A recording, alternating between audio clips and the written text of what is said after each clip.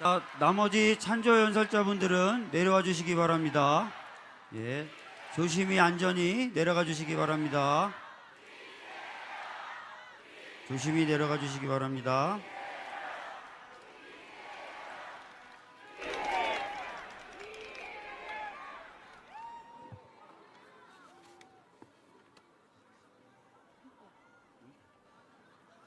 존경하는 광주 민주시민 여러분, 더불어민주당의 대통령 후보 이재명 인사드립니다.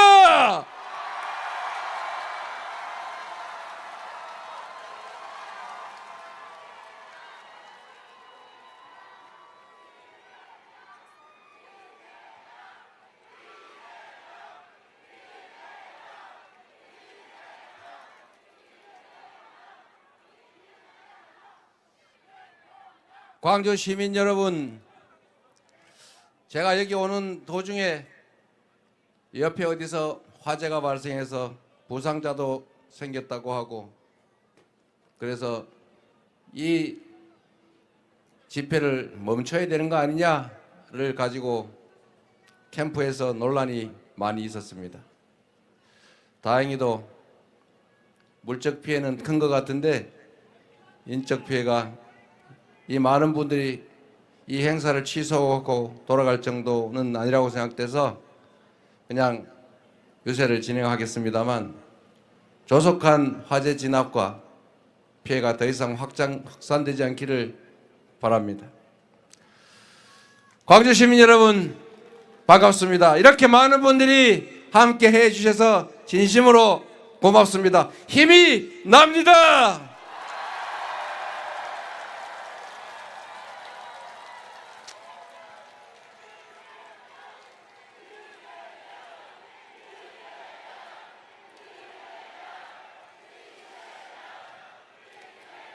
제가 5.18 광주 묘역에 조금 전에 참배를 하러 갔다 왔는데, 그 상공에 갑자기 헬기 소리가 들렸습니다.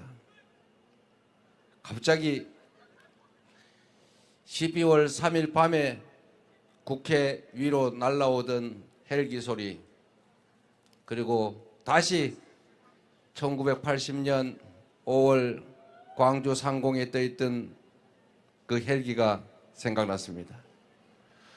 저는 12월 3일 그 밤에 무장군인 헬기를 봤지만, 그러나 그날 밤은 우리 시민들에 의해서, 국민들에 의해서 신속하게 군사 쿠데타가 제압되면서 더 이상 큰 피해는 없었습니다. 그러나 여러분, 80년 5월 광주는 헬기의 기총 쏘사, 전일 빌딩에 그 총탄 자국이 아직도 남아있지 않습니까? 그리고 조금 전에 만나 뵌 재학이 어머니, 그 재학군은 저보다 당시에 1살이 어린 학생이었더군요. 저는 80년 5월에 성남공단의 노동자였습니다. 저는 방송을 보고 신문을 보고 어른들이 떠드는 소리, 시끄러운 잡담 소리 속에서 광주에 폭동이 일어났다. 광주의 폭도들이 모기를 탈취해서 군경을 학살하고 있다. 이렇게 들었습니다. 저는 그렇게 믿었습니다. 그리고 지금은 생각하기도 싫은 그때 철없는 생각도 했습니다. 제 입으로 그 억울한 희생자들을 가해자로 표현하면서 비난했습니다. 그리고 한참 시간이 지난 다음에야 그 사실을 알게 됐습니다. 억울한 수백 명의 사람들이, 아니 그 이상이 총에 맞고 칼에 찔리고 쇠심이든 몽둥이로 머리를 맞아 깨져서 쓰러져 갔다는 사실. 수없이 많은 사람들이 구금당하고 고문당하고 정신병자로 그렇게 고통받고 있다는 사실이에요. 제가 제 머리를 집어 뜯어야 될 정도였습니다. 가짜 뉴스, 가짜 언론 보도에 속아서 제가 그 억울한 폭력의, 국가 폭력의 희생자들을 제 입으로 비난하면서 요즘 말로 2차 가해를 하고 있었습니다. 그러나 여러분, 과거가 현재를 돕고 죽은 자가 산 자를 구한다고 하지 않았습니까? 그 광주 학살의 그 참상이 저 이재명을 판검사 돼서 잘 먹고 잘 살면서 떵떵거려야지 이렇게 마음먹었던 저 이재명 같은 사람을 생각을 고쳐먹고 올바른 세상을 위해서 국가 권력이 남용되지 않은 공정하고 정의로운 세상을 위해서 살아야 되겠다고 마음먹게 해서 다시 탄생하게 하지 않았습니까? 그게 바로 저는 광주의 위대함이다. 그게 바로 이재명을 사회적으로 다시 태어나게 한 어머니, 사회적 어머니다. 저는 그렇게 생각합니다. 그래서 감사드립니다.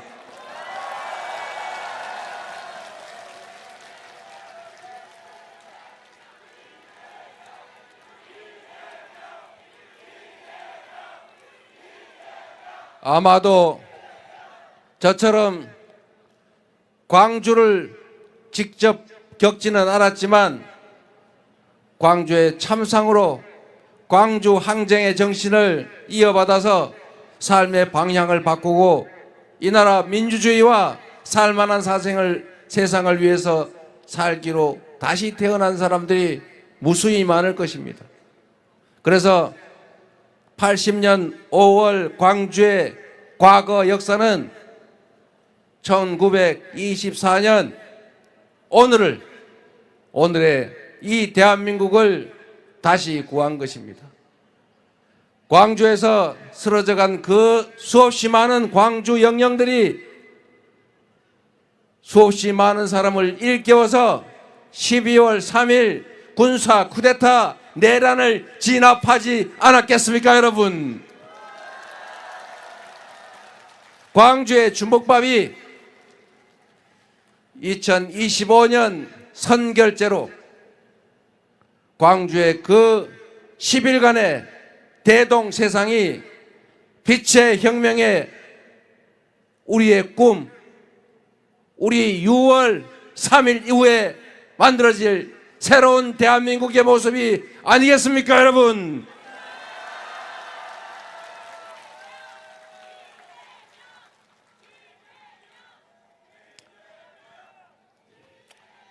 그래서 광주는 여전히 살아있는 지금의 역사입니다. 바로 이 장면이 오늘의 이 자리가 빛의 혁명으로 이어지는 광주 5.18 정신이 살아 숨쉬는 역사의 현장이다. 맞습니까, 여러분?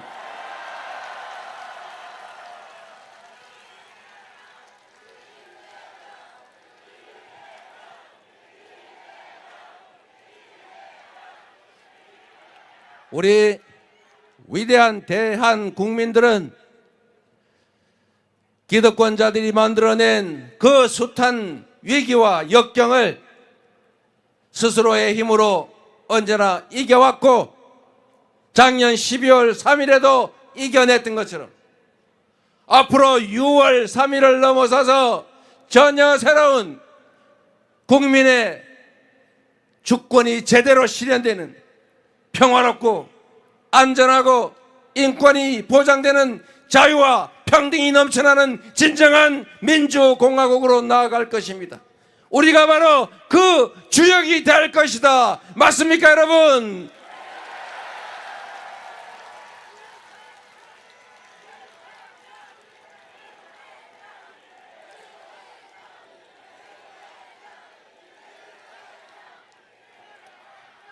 우리 민주당에게 광주, 전남, 전북, 호남은 어머니와 같은 존재입니다. 부모님과 같은 존재입니다. 자식 잘 되라고, 잘 키우고 싶고, 장성해서 효도 좀 하라고 잘 키우는데 가끔씩 이 자식이 부모 뜻에 어긋나게 엉뚱한 짓을 할 때가 있습니다. 그럴 때마다 우리 호남은 민주당에게 죽비가 돼서 혼도 내고 징계도 하고 심할 때는 가끔 문 밖으로 집 밖으로 내쫓기도 하죠. 저번에 싹 다 한번 떨어뜨리기도 했지 않았습니까? 우리 호남은 맹목적으로 민주당을 지지하는 것이 아닙니다. 민주당이 잘하면 격려하지만 민주당이 엇나가고 고쳐 쓸 수 없을 지경이면 집 밖으로 내쫓기도 합니다. 그러면 또 우리 민주당은 정신 바짝 차리고 밖에서 밤새워 징징 울다가 다시 우리 어머니가 집 안으로 불러들여서 아이고 우리 자식 고생 많이 했지? 아프지? 그러면서 눈물 닦아주고 밥도 먹이고 얼굴도 씻기고 목욕시켜서 잘 재워서 또 토닥토닥 잘 키워가지 않습니까? 가끔씩은 민주당 얘가 너무 잘 나가다가 혹시 오버해가지고 사고 칠지 모르겠다 싶으면 살짝 회초리도 들어주죠. 담양군수 보궐선거 하는데 제가 와서 그렇게 부탁드렸는데 똑 떨어뜨렸지 않습니까? 제가 떨어질 줄 알았어요. 당 지지율이 뭐 60몇 프로, 조국혁신당 10몇 프로 뭐 그런다는데 가서 보니까 한번 혼내야 되겠는데 그러고 있는 것처럼 느껴졌어요. 그래서 다급하게 제가 그러면 또 어디서 봐라 저 민주당이 호남에서 버림받았다 막 이럴 것 같아가지고 아이고 안 됩니다 하고 붙여주세요 그래가지고 부탁까지 했는데 결국은 떨어뜨리더군요. 그래서 저희가 압니다. 얼마나 귀한 자식이고 얼마나 귀히 여기는 거를 정신을 바짝 차려서 이제는 철도 들었으니까 제대로 준비해서 나라 살림 잘하고 호남 사람만 잘 사는 게 아니라 모두가 함께 잘 사는 진짜 대한민국을 만들어서 우리 호남인들이 자식 잘 키웠다, 민주당 잘 지지했다, 뿌듯하다 이렇게 느끼게 만들어 드리겠습니다.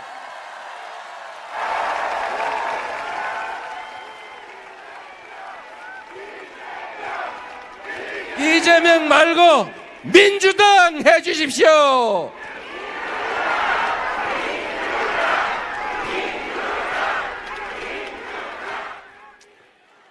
그렇게 하겠습니다. 우리가 원하는 세상은, 우리 호남이 원하는 정치는 나 많이 좀 먹게 해도 우리만 잘 살게 해도 아니지요. 저번에 어떤 분이 여기 근처에 와가지고 저도 호남 사람입니다. 우리 서로 사랑하자고요. 그럴 때 제가 그걸 보고 그랬습니다. 저 호남에 우리 대한민국 주권자들이 얼마나 자존심 상할까? 얼마나 화가 날까? 얼마나 자괴심 느낄까? 그런 생각했는데 맞습니까? 여러분이 이재명이 호남 사람이라서 좋아합니까?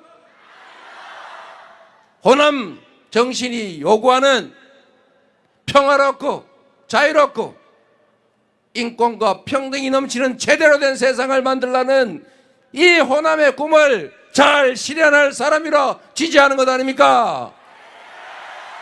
대체 우리를 뭘로 보고 그런 소리를 합니까? 그죠? 저 그럴 줄 알았습니다. 호남은 위대합니다. 호남은 민주당이 공천한다고 무조건 찍지 않습니다. 공천한 거 마음에 안 들면 싹 바꿔 치워버립니다. 그죠? 그래서 이번에도 다 경선했잖아요. 여기 앉아 계신 우리 양분남 의원님도 제 핵심 측근이라고 그랬는데 제가 단수 안 해줬어요. 우리 광주 시민들이 뽑으시라고. 잘 뽑았죠? 우리 여러분의 손으로 뽑은 이 광주의 국회의원들이 이제 재선 3선으로 잘 자라서 우리 박지원 원장님 같은 훌륭한 호남의 동량으로 커질 것입니다, 여러분. 대신에 잘 봐가지고 이거 일 열심히 안 한다. 혹시 부패기가 조금 있어 보인다. 이러면 과감하게 자르도록 하십시오, 여러분.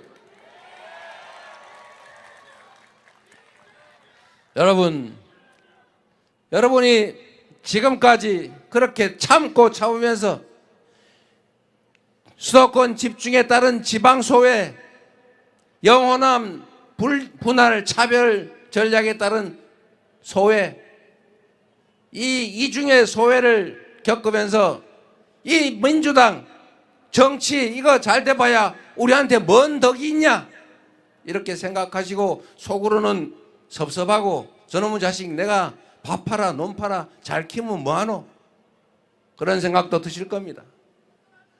잘 견디셨습니다. 이번 6월 3일이 지나면 새롭게 시작되는 우리 민주당 정부가 야 우리 자식 잘 키웠다 이런 생각 들게 만들어 드리겠습니다. 여러분,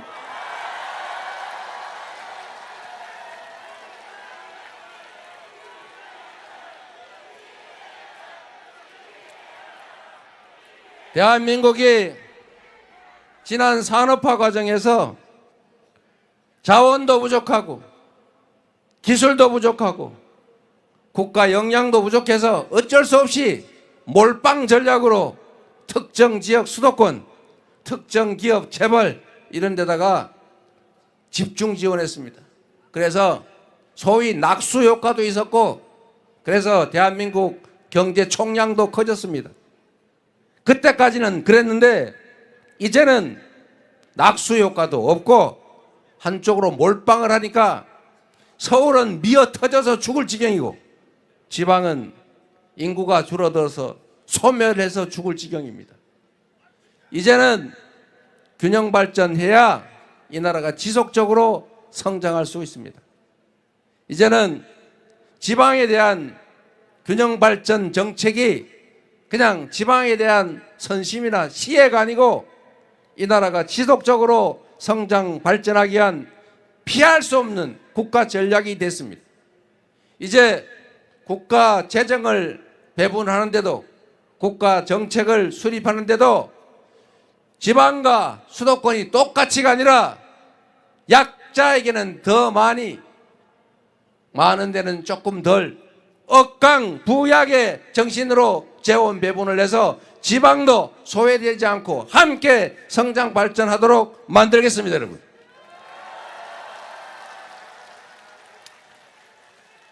지금 대한민국이 여러 가지 이상한 게 많습니다. 예를 들면 끝이 없지만 딱 한 가지만 예를 들겠습니다. 똑같은 국립대학인데 우리 국민들이 낸 세금으로 대학에 재정 지원을 하지 않습니까? 그런데 서울대는 잘 나가고 있는데 왜 서울대는 1인당 학교 예산이 5천만 원에서 6천만 원씩이나 되고 왜 전남대는 2,200만 원인가 밖에 안 됩니까? 이게 말이 안 되잖아요. 오히려 반대로 돼야 정상이죠. 우리가 이미 있는 걸 뺏어오면 사회 갈등이 심해지고 우리 서울대 나오신 분들이 막 화를 낼 거니까 뺏어서 나눠줄 수는 없고 지방에 있는 거점 대학들에 대해서 지원을 올려서 시간이 지나면 똑같이 더 시간이 지나면 더 많이 되겠지만 단기적으로는 지금보다는 확실하게 지원을 늘려서 지방에서도 연구하고 박사도 하고 석사도 하고 여기서도 취업할 수 있게 그렇게 만들겠습니다. 서울대 비슷한 거 10개를 만드는데 그 중에 하나가 전남대도 들어가지 않겠습니까? 그렇게 해야 되겠죠? 이게 정의 아닙니까? 이제는 제대로 갑시다. 이뿐만이 아니죠. 저는 똑같은 복지 지원 예산을 지원을 해도 가급적이면 전 수도권에서의 거리, 광주에서의 거리에 따라서 멀면 멀수록 지원을 더 많이 해줘야 된다고 생각합니다. 아동수당을 주더라도 물론 뭐 서울, 광주 이런 데는 물가 비싸서 좀 더 들겠지만 그래도 저기 해남, 저기 저 정선 이런 데서 아이 키우는 사람들은 10,000원이라도 더 줘야 되는 거 아닙니까? 그래서 도시에서부터 거리에 따라서 약간의 인센티브를 주는 방식으로 국가 정책도 바꿔볼 생각입니다. 그리고 이것만 가지고 되겠습니까? 이제는 지방에 기업들이 올 수 있게 해줘야죠. 우리 기업들이 오려고 하니까 인력이 없대요. 왜 인력이 없냐 그랬더니 일할 만한 사람들 전문의가 다 서울로 가버린대요. 왜 가냐 했더니 일자리가 없어서 간대요. 아니 일자리 없어서 서울 가고, 아니 청년이 없어 일자리 없고, 이 닭이 먼저요 알이 먼저요. 그랬더니 또 서울로 가는 이유가 교육 환경도 나쁘고 아이들 키우려니까 야, 이 키우기도 어렵고 어디 밤에 영화관 한번 가려도 영화관도 없고 이런 생활 여건이 너무 나쁘다. 바꿔야 되겠죠. 기업들 입장에서는 오고 싶어도 오기가 어렵다. 그러면 제가 그랬습니다. 월급 많이 주면 올 거 아니냐. 그랬더니 그러면 사업성이 없대요. 그럼 사업성을 만들어주면 되겠죠. 어떻게 만들어주냐. 앞으로는 모든 생산이 재생에너지로 해야 됩니다. 재생에너지로 생산하지 않는 제품은 안 산다. 국제 표준이 됐죠. 이걸 RE100이라고 하죠. 모르는 사람도 있더라고. 그리고 이 재생에너지 태양광 산업이 혹시 뭐 전임 정부가 해먹은 거 아닐까? 이래가지고 거기를 수사를 해가지고 이재명 털듯이 탈탈 털어가지고 관련 업체들이 다 도망가 버렸어요. 이제 바꿔야죠. 서남해안은 재생에너지의 보고입니다. 앞으로 기업들은 재생에너지로 생산하지 않으면 못 파는 시대가 오기 때문에 재생에너지가 싼 지역으로 갈 수밖에 없어요. 그러면 전남, 남해, 서해, 전북 이 지역이 태양, 바람, 에너지 천지 아닙니까? 천지 빛깔이. 이 엄청난 재생에너지 자원을 이제 생산해야죠. 논에서 벼농사하는 것보다 논에서 햇빛 농사하는 게 훨씬 더 많이 남습니다. 벼농사를 하면서 그 위에다가 태양 농사를 같이 지을 수도 있어요. 이렇게 해서 저 바닷가에 비어있는 지금 쉬고 있는 염전, 버려진 방치된 해안가, 얕은 바다, 이 태양광 풍력 발전의 보고 아닙니까? 지금 전남은 이미 하고 있긴 하지만 정부가 집중 투자를 해서 여기서 재생에너지를 대대적으로 생산하고 에너지를 생산한 지역과 원거리 소비지의 가격이 차이가 날 수밖에 없는데 여기를 싸게 해줘야죠. 그리고 세금도 확 깎아줘야 되겠죠. 규제도 확 풀어줘야 되겠죠. 그리고 땅도 싸게 해주고 뭐 필요하면 택지 땅 개발권도 주지요. 뭐까지 거. 기업 도시를 만들든지. 지방이 사는 게 급선무가 됐어요. 그래서 제가 우리 대기업 총수들한테도 몇 번 더 얘기해 봤더니 그 정도면 해볼 만하다고 합니다. 반드시 해야 됩니다. 지방의 서남해안 이 호남 지역은 재생에너지 산업의 중심으로 만들어서 이 고향 떠나지 않고 젊은이들이 여기서 연애도 하고 결혼도 하고 아이도 키우면서 살 수 있는 그런 도시로 꼭 만들어서 야 효자 났네 민주당 잘 키웠더니 드디어 우리가 호강하는구나 이렇게 생각하도록 만들어 놓겠습니다. 여러분.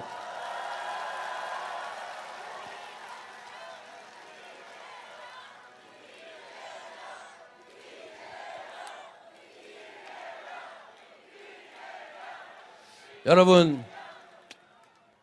얼마든지 할 수 있죠. 우리 국민들을 얼마나 위대한 사람들입니까? 그런데 문제는 이게 힘을 모으면 엄청난 에너지를 발산하는 국민인데 자꾸 편을 갈라 싸우게 만들어요. 이 남북으로 갈라서 싸우는 것도 안타까운 일인데, 동서로 갈라져서 싸우는 것도 오래된 일인데, 요새는 젊은이와 나이 든 분들을 편을 갈라 싸워요. 남녀를 갈라서 싸워요. 이 정치인들이 지들이나 싸우지 왜 국민들까지 편을 갈라 싸우게 만듭니까? 정치인들은 싸우더라도 우리 주인들은, 주권자들은 싸우지 맙시다, 여러분. 우리 사회가 화합하고 단결하고 통합해서 이 난국을, 이 위기를 이겨냅시다. 이겨내기 위해서는 작은 차이를 우리가 용인해야죠. 그리고 내가 별로 얘기 안 하고 싶은데, 입에 안 담고 싶은데, 국민의힘, 저 국민의힘이 원래 우리는 보수 정당이라고 들었지 않습니까? 전에는 보수 정당인 척하는 수구 정당이었는데 요즘은 아예 대놓고 보수 정당도 안 한다고 아예 대놓고 그러고 있어요. 보수 정당임을 포기했기 때문에 보수 정당 안에서 진정한 합리적 보수의 가치를 실천해 보겠다는 분들이 퇴출당하고 있어요. 밀어내고 있어요. 그래서 어제는 우리 김상욱 의원을 우리 민주당과 같이 하기로 했는데, 오늘은 김용남 전 의원이 함께 해 주시겠다고 해서 이 자리에 모셨습니다.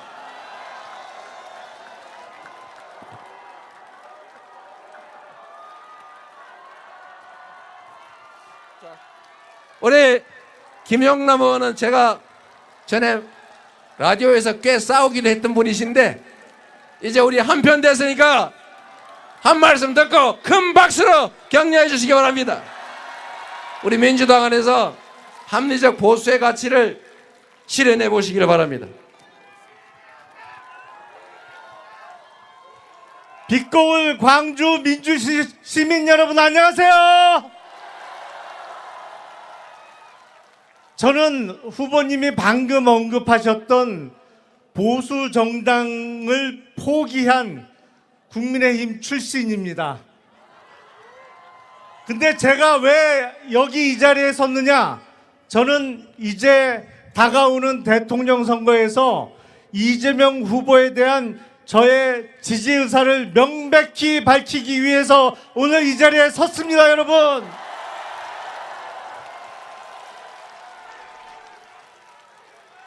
제가 이재명 후보를 지지하는 이유를 말씀드리겠습니다.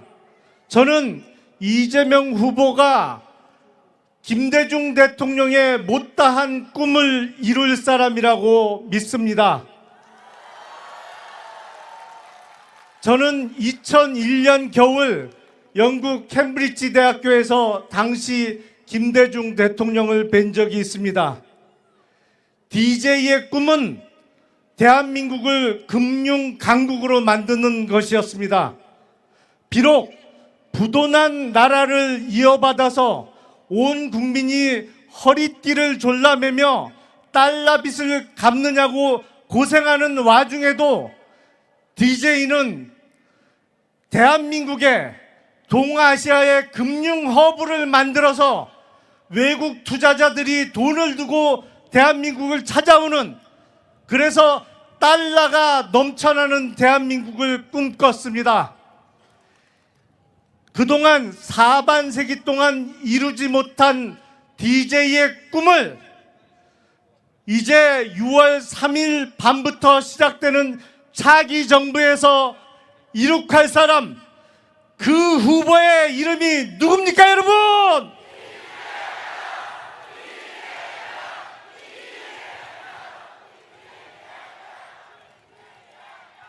야게, 너무 야게. 세 번만 심차게 더 외쳐보겠습니다, 여러분. 그 후보의 이름이 누굽니까?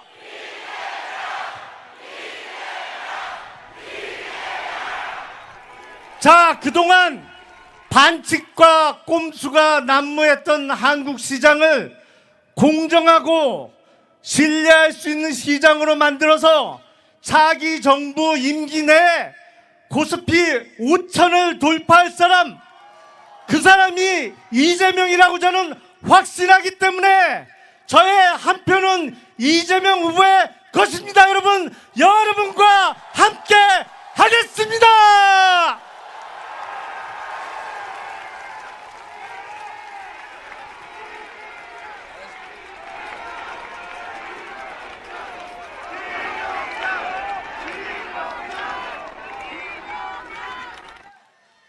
우리 김영남 의원님 쓸만하죠?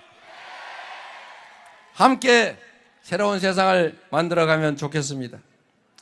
그리고 광주 시민 여러분, 아까 제가 드린 말씀은 약간 먼 얘기죠. 가깝게 여러분들이 당장 느끼고 싶은 중요한 이야기 두 가지만 하겠습니다. 첫째로, 여기가 인공지능 중심 도시로 선정되어 있는데 지금 이 정도 갖고 되겠습니까? 제가 광주를 인공지능 중심 도시로 확실하게 지원해서 대한민국의 최고의 인공지능 도시로 만들겠습니다.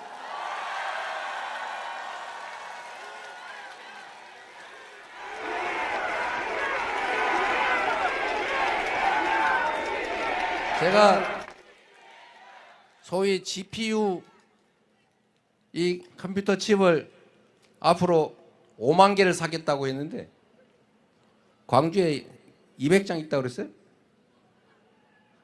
제가 여기 최대로 배치하겠다고 했더니 2,000장 이상은 수용이 불가능하다고. 수용이 불가능하면 수용이 가능하도록 키우면 되겠죠? 또 한 가지는 이 광주공항 때문에 머리 아프시죠? 저희가 대구공항과 함께 광주공항도 기부대 양려 방식 외에 정부도 지원할 수 있도록 법을 전해. 잘 모르세요? 제가 시켜서 만든 거예요. 그리고 근거 법은 만들었는데 진짜로 지원해서 옮겨야 될 것 아닙니까? 그리고 그 자리가 땅이 좋은 모양인데 거기다가 아파트 상가만 왕창 지으면 안 되겠죠? 거기 기업 연구시설, 교육시설 이런 우리 광주 시민들이 먹고 살 수 있는 터를 만들어야 됩니다.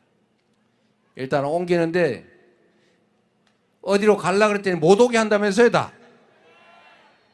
그 무한 군수님이 좀 반대를 하시는 모양이던데 제가 얼마 전에 와가지고 무안군에는 공항 절대 못 온다 군사공항 광주 MBC 방송에 광고하고 있다 그러길래 제가 전화해서 하지 말라 그랬어요. 근데 다행히도 제 말을 들어준 것 같아요. 어제 그 광고 안 하는 모양이더라고요. 무안군수 입장도 제가 이해하죠. 거기에 군사비행장이 들어오면 민간 항공기는 소음이 좀 적은데 군용 항공기는 시끄러워요. 그러니까 민간 항공기만 들어오고 우리 군사용 군용기는 안 된다 이러고 있는 모양입니다. 그래서 제가 무안 군수한테도 그렇게 얘기를 했어요. 그 피해를 줄이고 동네 주민들이 동의할 수 있는 조건을 만들면 되지 않겠냐. 그리고 비행기 소음이 뭐 20km씩 가는 것도 아닌데 그 가까운 지역의 실제 피해자들에게 충분하게 보상하고 아이고 이 정도면 됐어 이렇게 생각할 만큼 합리적으로 지원하면 되지 않습니까?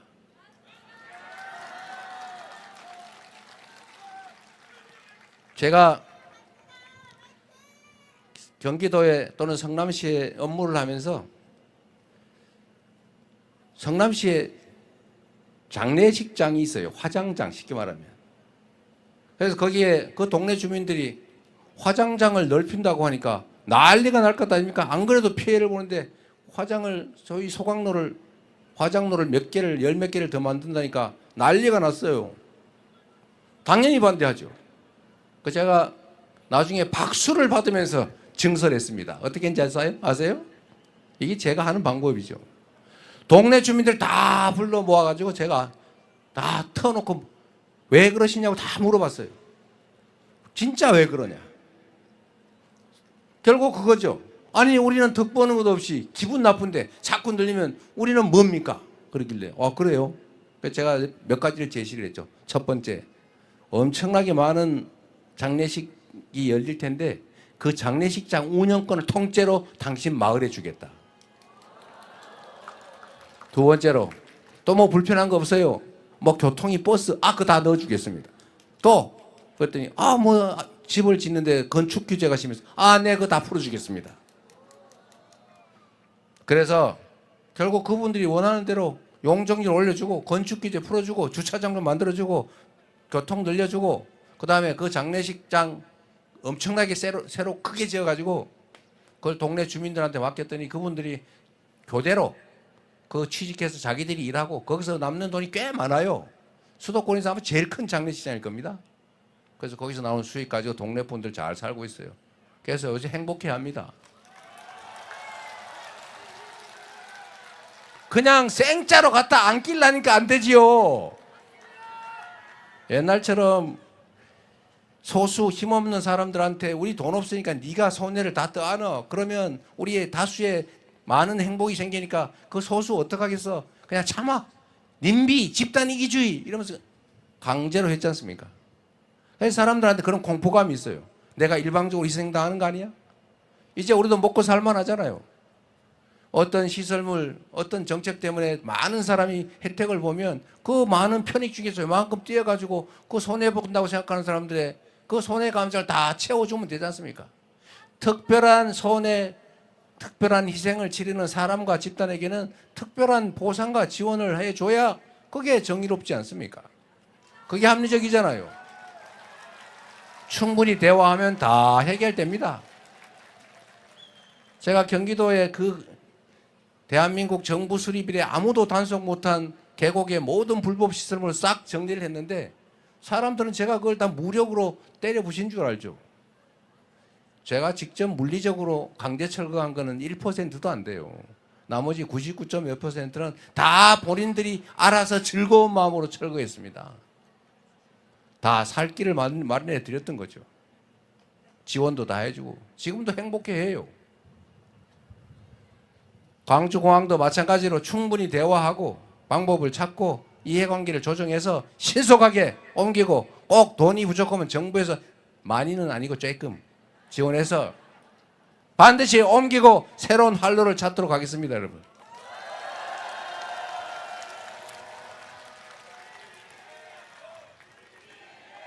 저를 대통령으로 만들어주면 제가 직접 관리해가지고 정리를 깔끔하게 하도록 하겠습니다.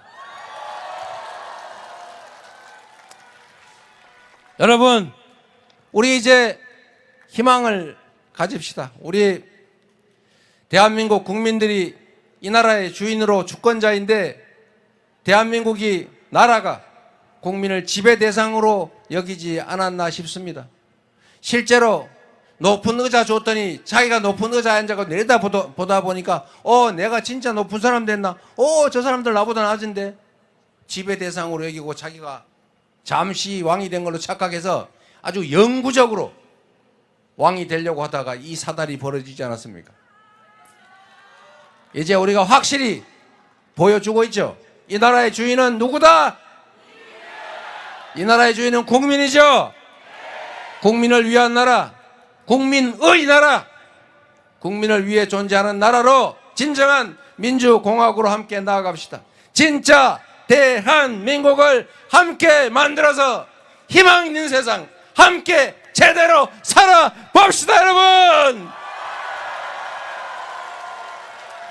그래서 지금은 이재명